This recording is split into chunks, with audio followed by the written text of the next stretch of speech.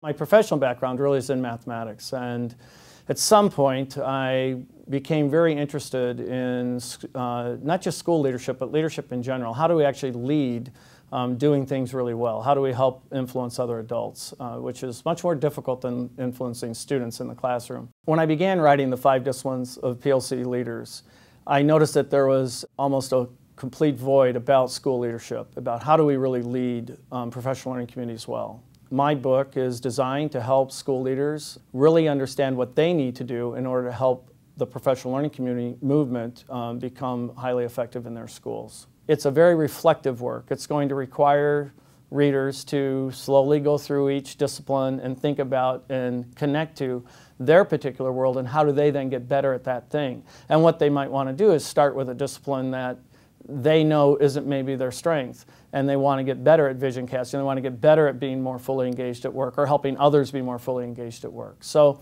depending on what their particular assessment of their own needs are, the book will appeal to them. You don't serve the leader, you serve the vision of the school. So how do we really get good at serving the what, not serving who, and how do we really share well with one another? And the book really helps you as a leader get better at doing that. It's not so much about how to do that, because there's lots of books about how to create and build teams and do a better job of service and sharing. My book's about how do you as a leader get better at being able to do that in your school.